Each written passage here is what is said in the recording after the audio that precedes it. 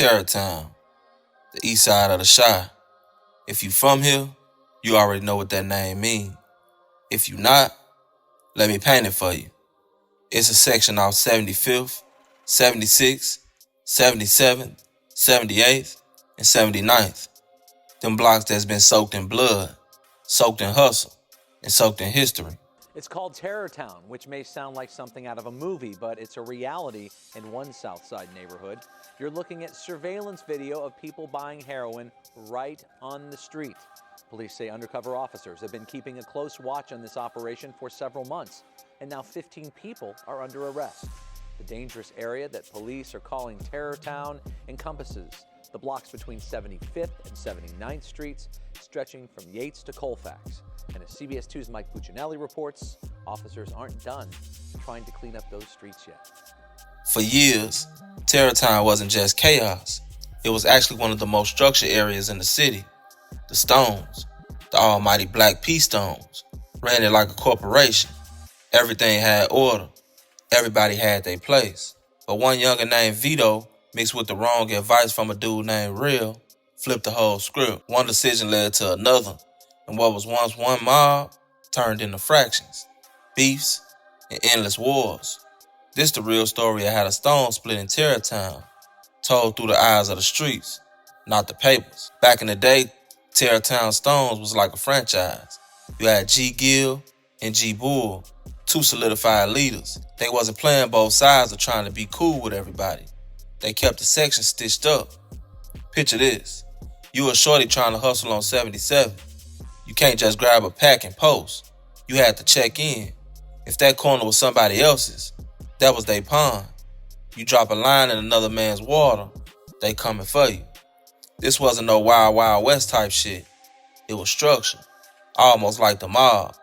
They made sure shorties had guidance, money flowed in the set, and the neighborhood didn't implode every week. That's why over 20 years, Terrortown was Stone territory. It wasn't perfect, but it was solid. Everybody knew the rules, and when you got rules, you got consequences. He had 6 bags. He did have 6 bags. He had 6 bags in his mouth. This nigga right here, he ain't even from the 5. So fuck dude. This is real talk. This nigga, man, this boy sheets out. This nigga ain't even from the 5. That's them after they had just served an undercover officer and what they're doing with the money. 2 accused drug dealers are caught on tape right after police say they sold heroin to an undercover officer.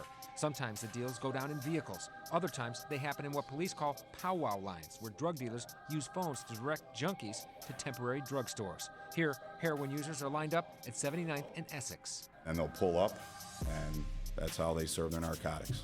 And then the open-air drug market disappears almost as quickly as it was set up. It operates more like organized crime. These guys were making about $15,000 a day.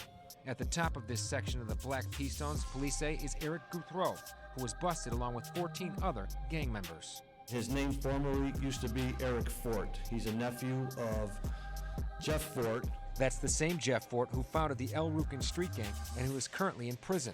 And although Guthreau adopted a new name, police say he didn't shy away from his old one.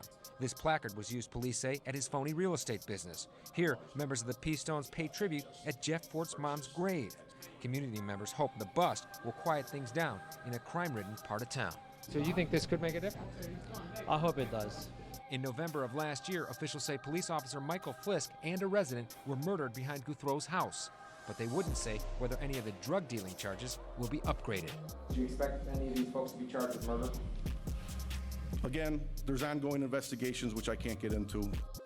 So far, 1 person has been charged with Officer Flisk's murder. I also asked what, if any, role Jeff Fort might be playing in all of this while sitting in federal prison. Police said they couldn't comment on that particular part of the investigation. Guthrow's Fort sign, that was pretty brazen. It certainly is, and they even had a T-shirt emblazoned with Jeff Fort's face, too. All right, thanks, Mike. The Stones had history tied straight back to Jeff Fort and the old heads. Even though Fort himself been locked up, his name carried. His son tried to keep Terrortown united too, but when he passed, things got shaky. Leadership was missing. Like the Ku Klux Klans did in Cairo, to identify themselves so we can know who they are. If not, it's going to be a lot of innocent peoples out here getting hurt. Because the way it is now, brothers saying to me, well, Jeff, these people's talking about they're going to kill us. Well, what we going to do? We ain't going to stand back and watch, let these old people kill us. It ain't going to be no killing without killing. But Gil and Bull stepped up.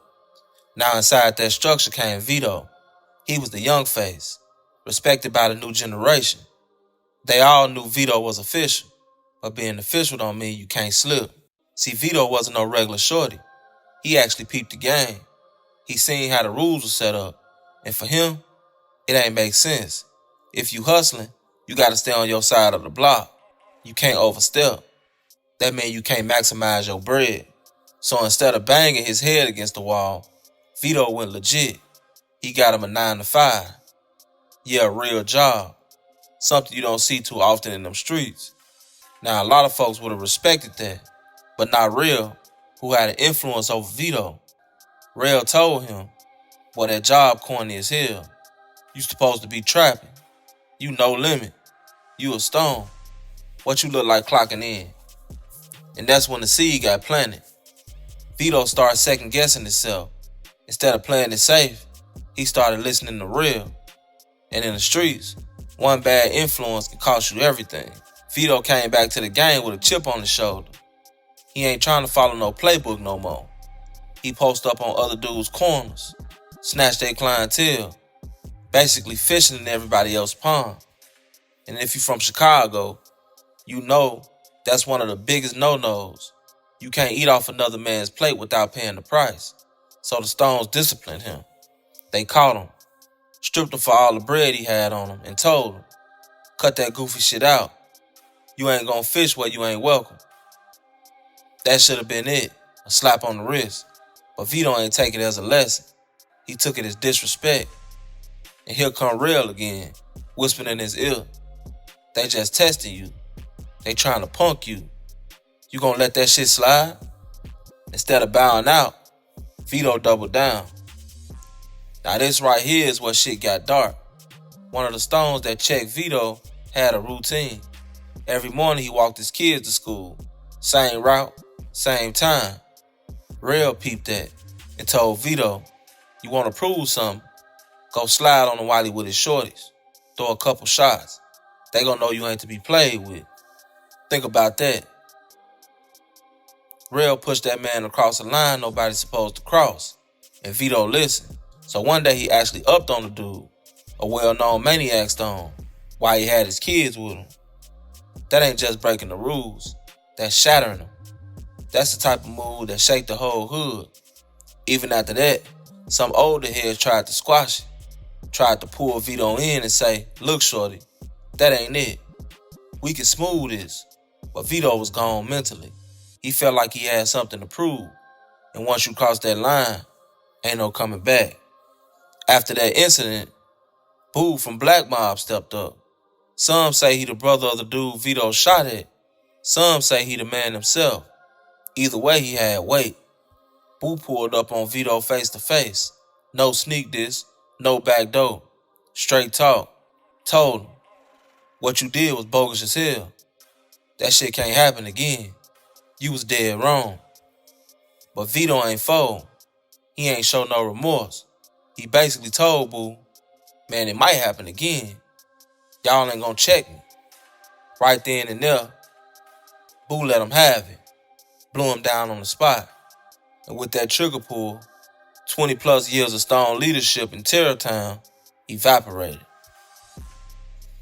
Think about it. G Bull already dead. G Gill doing calendars. Vito gone. That left a void. No structure, no rules, no order. The Stone split. Terrortown was no longer one banner.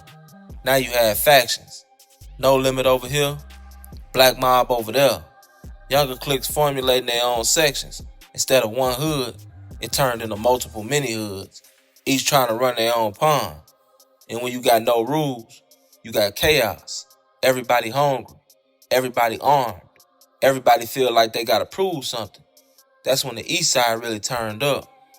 From that point on, bodies started dropping like flies. Dudes who once called each other brothers sliding on each other. Cliques that used to break bread together now putting each other on t-shirts. The split created a ripple effect. Younger generations ain't grow up under structure like the old heads.